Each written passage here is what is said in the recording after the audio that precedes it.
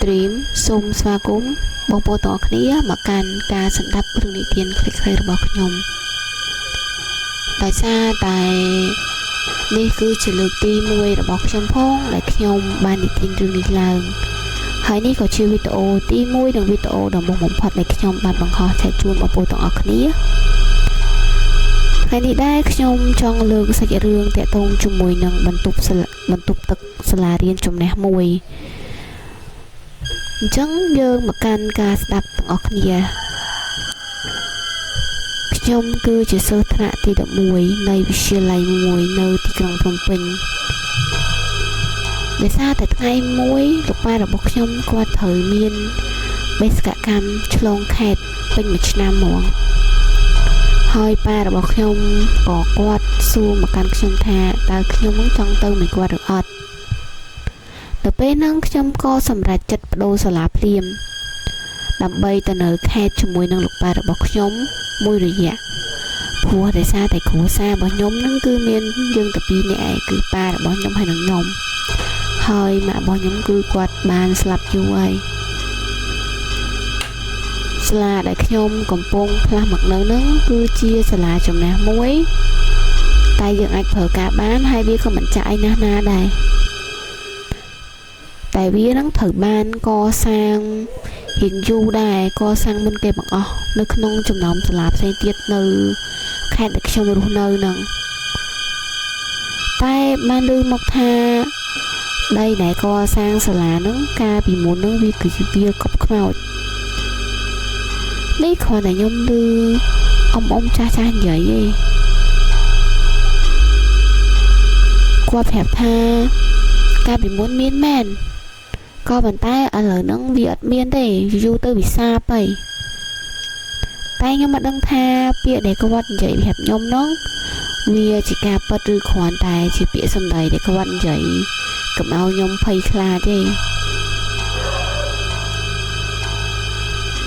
តែថ្ងៃមួយហ្នឹងខ្ញុំមិនដឹងថាវាជាថ្ងៃសោយរបស់ខ្ញុំអីក៏មិនដឹងនៅពេលព្រឹកផែជាម៉ោង9ហ្នឹងខ្ញុំកំពុងតែអង្គុយរៀនសុក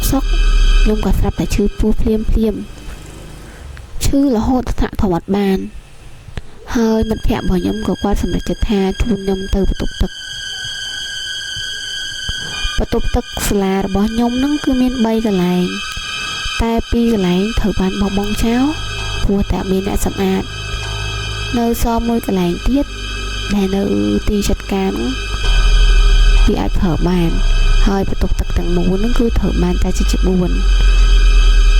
នៅពេលហ្នឹងដែរបន្ទប់ទឹក3ហ្នឹងត្រូវបានពេញអស់ហើយនៅសល់តែបន្ទប់ទឹកទី4ដែលតនេពេលហ្នឹងក្នុងចិត្តរបស់ខ្ញុំគិតថាអូយសំណាងធំហើយចេះតែសល់បន្ទប់ទឹកមួយមនុស្សកំពុងតែឈឺពោះស្រាប់ផងមិនបងអង្គយូរខ្ញុំក៏ហត់ចូលទៅកាន់បន្ទប់ទឹកទាំងភ្លាមបន្ទាប់មកមិត្តភក្តិរបស់ខ្ញុំដែលមានឈ្មោះថាភីមហ្នឹងគាត់ក៏បានហាមខ្ញុំថាកុំចូលបន្ទប់ទឹកហ្នឹង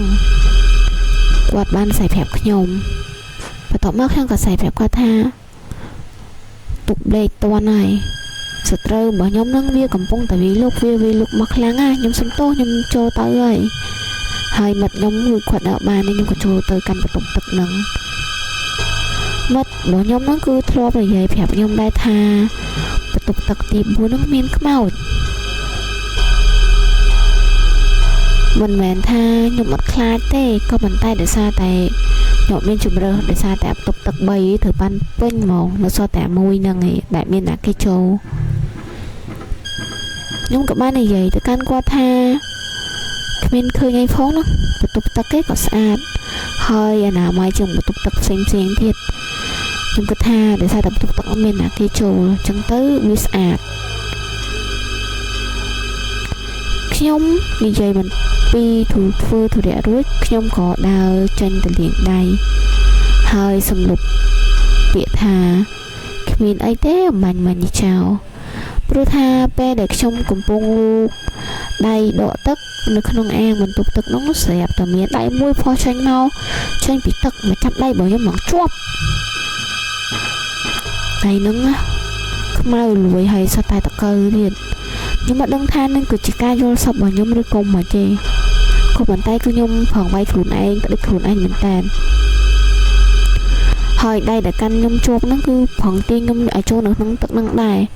ហើយដល់ពេលហ្នឹងខ្ញុំក៏បានស្រែកថាអូជួយផងខ្ញុំក៏ផងខ្សែហួរជំនួសពីក្រៅឯណាដៃមកខាងទៀតកុំផងបេះដៃខ្មៅអញ្ចឹងក៏ប៉ុន្តែវាអត់ព្រមចេញទេទោះបីជាខ្ញុំផងបេះវាយ៉ាងណាក៏វាអត់ព្រមទៅបេះដែរខ្ញុំមិនដឹងថាដោយសារតែប្រហែលជាខ្ញុំទាញវាខ្លាំងពេកក៏មិនដឹងព្រោះថាមិនមែនចេញទាំងដៃទេពេលហ្នឹងគឺថាចេញទាំងខ្លួនហ្មងប្រហែលហើយរូបភាពដែលខ្ញុំកំពុងឃើញនៅក្នុងភ្នែកហ្នឹងណាមានស្ត្រីម្នាក់សក់វែងហើយកំពុងតែស្លៀកពាក់ជាសិស្សសាលាហើយទៅទឹកខ្លួនជោគកំពុងតែបើកភ្នែកសម្លឹងមកកាន់មុខខ្ញុំហើយភ្នែកទាំងគូរបស់នាងហ្នឹងគឺពេញទៅដោយឈាមហ្មងរាងកាយរលេះរលួយសុទ្ធតែឈាម